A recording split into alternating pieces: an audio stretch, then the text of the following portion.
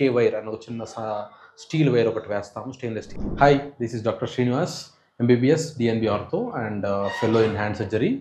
So Kakatiya హాస్పిటల్‌లో ఇప్పుడు మేము వర్క్ చేస్తున్నాము. ఈరోజు వచ్చిన కేసు ఏంటంటే, చేతి వేళ్ళు ఆటో మీద నుంచి పడడం వలన అన్ని వేళ్ళు విరిగినాయి.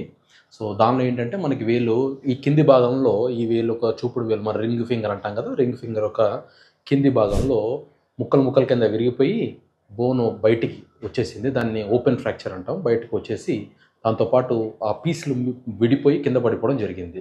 దాంతోపాటు ఈ కింద 2 చేతులు కూడా, ఈ 2 వేళ్ళకి చేతిలో ఉన్న కింద 2 ఫింగర్స్‌కి కూడా ఫ్రాక్చర్ జరిగినాయి. సో ఈ ఫ్రాక్చర్‌కి ఏం చేసామంటే, ఇప్పుడు ఇక్కడ ఎలాగో బోన్ పోయింది కాబట్టి ఆ బోన్‌ని మనం తీసుకురాలేక మధ్యలో దాన్ని సెట్ చేసి లోపల నుంచి కే వైర్ అని ఒక చిన్న స్టీల్ వైర్ ఒకటి వేస్తాము, స్టెయిన్‌లెస్ స్టీల్ వైర్. దాంతోపాటు ఈ 2 ఫ్రాక్చర్‌లు కూడా స్టెయిన్‌లెస్ స్టీల్ వైర్ వేసి, దాంతోపాటు పైన ఒక పీఓపీ అంటే మనకి సిమెంట్ పట్టీ అంటారు కదా, సిమెంట్ పట్టీ వేసి దీన్ని యూజువల్‌గా 3 వారాల దాకా ఉంచుతాము.